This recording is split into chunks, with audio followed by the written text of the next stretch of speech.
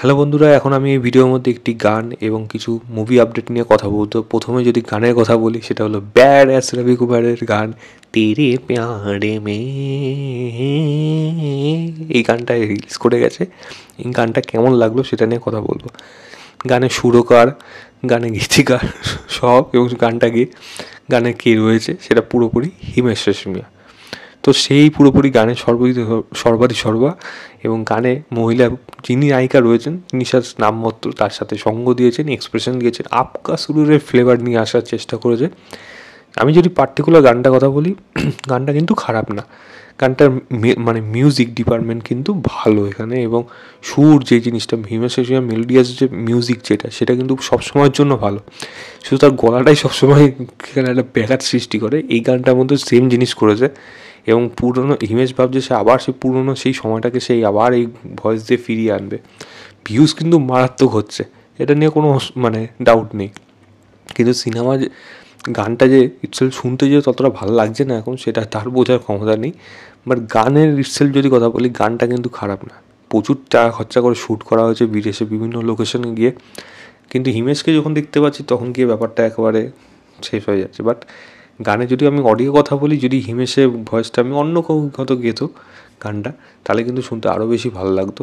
At least গানের লেভেলে হয়েছে, গান হিসেবে কিন্তু গানটা কিন্তু খারাপ হয়নি। ওয়ার্ড, গানের লেখা এগুলোও কিন্তু খারাপ হয়নি, সেটা কিন্তু আমি বলে দিতে পারি।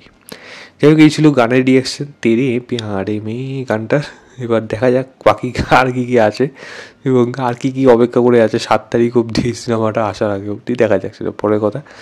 এবার যদি সিনেমার আপডেটগুলো নিয়ে কথা বলি, পোস্টার রিয়াকশান দেবো এবং ক্যারেক্টার ইন্ট্রোডাকশন এরকম বলতে পারি। তো ছাওয়া সিনেমার রশ্মিকা মান্দানা ক্যারেক্টারটা পোস্টার যে বেরিয়ে গেছে মহারানী সুবাইয়ের চরিত্রে, তার 2টো ফটো বেরিয়েছে, এবং তাকে দেখতে কিন্তু বেশ ভালো লাগছে, এবং মহারানী রূপে তাকে কিন্তু বেশ ভালো মানিয়েছে। এবং মারাঠি অ্যাকসেন্টে, বিশেষ করে সে কীরকমভাবে, তার হিন্দিই ঠিকঠাক অত সেরকমভাবে বেরোয় না, সে মারাঠি অ্যাকসেন্টে কীভাবে বার করবে সেটাই এখন ভাবার মতো বিষয়। তবে দেখা যাক। তবে লুকালাইক যদি লুকস হিসাবে যদি বলি, তাহলে কিন্তু বেশ ব্যাপক লাগছে, ভালো লাগছে, তাকে কিন্তু বেশ ভালো মানিয়েছে। অক্ষয় কুমার কানাপ্পা সিনেমা, তার লর্ড শিবার ভূমিকায় তার যে রূপটা তাকে এখানে দেখা গেছে, তাকে কিন্তু বেশ ভালো লাগছে অ্যাজ শিবা, এবং তার যে রূপটা সে নিয়েছে এখানে, সেটা কিন্তু দেখতেও বেশ ভালো লাগছে। তো কানাপ্পাতে অনেকগুলো ক্যারেক্টার আছে, যার মধ্যে অক্ষয় কুমার একজন অ্যাজ লর্ড শিবা।